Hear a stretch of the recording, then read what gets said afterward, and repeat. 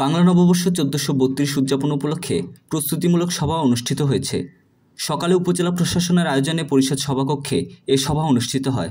উপজেলা নির্বাহী কর্মকর্তা হাসান আবদুল্লাহ আল মাহমুদের সভাপতিত্বে পয়লা বৈশাখ যথাযথভাবে উদযাপনের লক্ষ্যে বিভিন্ন দিক তুলে ধরে পরামর্শমূলক আলোচনা করেন পৌর বিএনপির আহ্বায়ক আলহাজ হাতেম খান, উপজেলা বিএনপির সিনিয়র যুগ্ম আহ্বায়ক রুহুল আমিন মাসুদ, সালাউদ্দিন আহমেদ, জামায়াতে আমির সাইফুল্লাহ পাঠান, উপজেলা বিএনপির যুগ্ম আহ্বায়ক মুজিবুর রহমান মজু, রুহুল আমিন, ভালুকা সরকারি কলেজের প্রভাষক হাদিসুর রহমান, যুবদল সভাপতি তারেকুল্লাহ চৌধুরী, সাধারণ সম্পাদক রকিবুল হাসান রাসেল, শ্রমিক দল সভাপতি শৌমিক হাসান সোহাগ, জাসাস সভাপতি আহসান হাবিব রিপন, স্বেচ্ছাসেবক দলনেতা কাইসার আহমেদ কাজল, পৌর স্বেচ্ছাসেবক দলের যুগ্ম আহ্বায়ক তিয়াস মাহমুদ সহ বিভিন্ন রাজনৈতিক সংগঠনের নেতৃবৃন্দ ও প্রশাসনের বিভিন্ন দপ্তরের কর্মকর্তাগণ।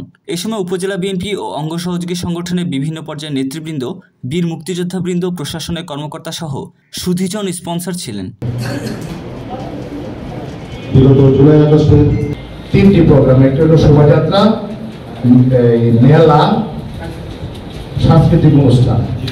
এই তো সাংস্কৃতিক অনুষ্ঠানের যদি ওই সাংস্কৃতিক অনুষ্ঠানের এরিয়ার বাইরে দেওয়া হয় তাহলে তার পাশে যে ছাত্রটি লেখাপড়া করতেছে সে লেখাপড়া পরীক্ষায় সে যেতে পারবে।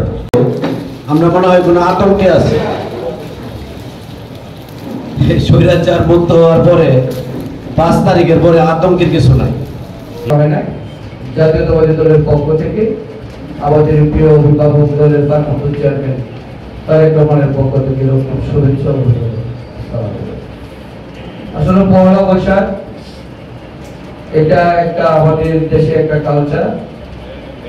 একসময় পয়লা বৈশাখ আমরা করেছি এই ছোট সময় ছাত্র জীবনে বালুকা সরকার ডিগ্রি কলেজে 7 দিন ব্যাপী বৈশাখী মেলা হয়েছে, শৃঙ্খলার মধ্যেই হয়েছে, বালুকা কলেজ মাঠেই হয়েছে। এখানে অনেকেই আছেন যারা আজকে পরামর্শ দিচ্ছেন।